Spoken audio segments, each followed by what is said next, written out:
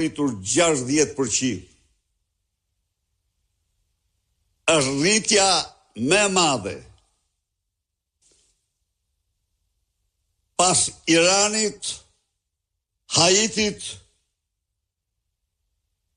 të cilët dihet që janë në problematika, njëri në luftë dhe në diktaturë, tjetri në sundimin e bandave, si Shqipëria.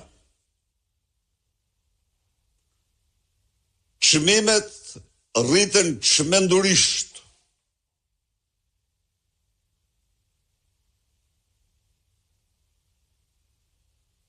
Sot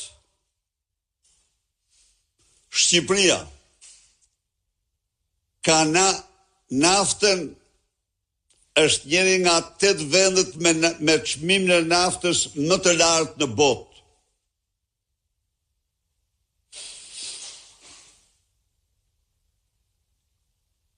Qeveria shqiptare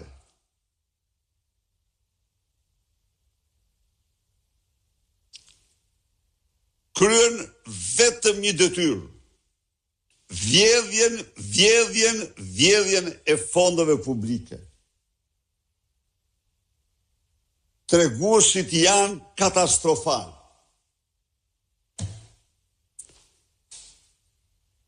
Vetëm 8%, 5,8% e projekteve përfundojnë.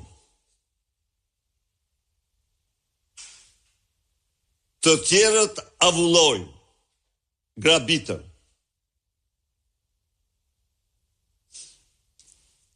Korrupsioni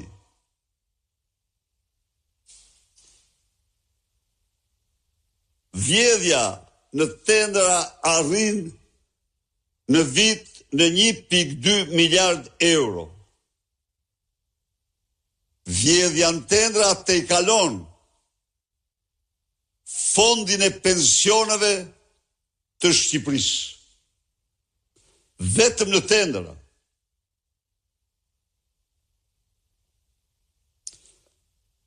Shpalljet se Shqipëria investon 10% të prodhimit të brendshëm janë një mashtrim i paskrupull.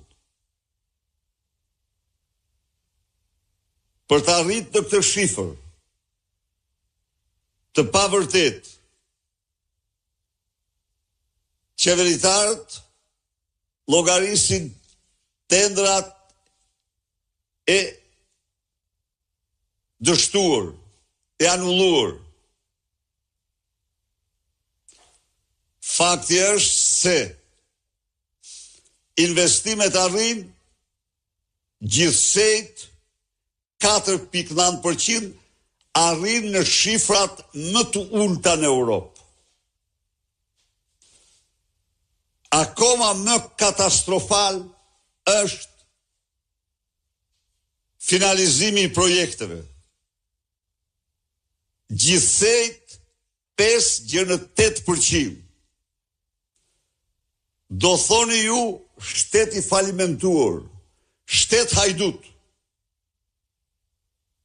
Kompanit nuk përfundojnë asgjë në fat, sepse ndajnë parat me qeveritarët.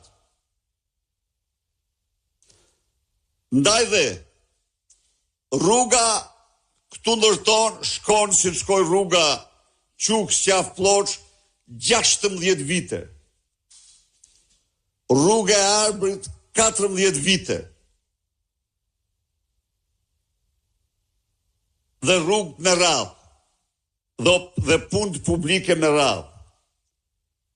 Në themel të gjithë këti në pamje dështimit madh është vjedhja e madhe e fondeve nga qeveritarët.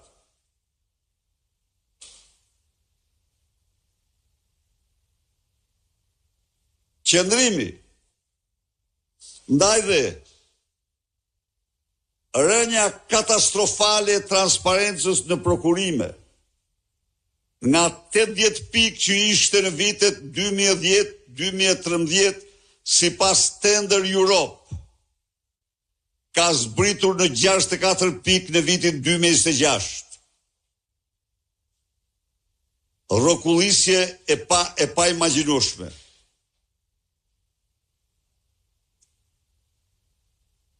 Siç tregon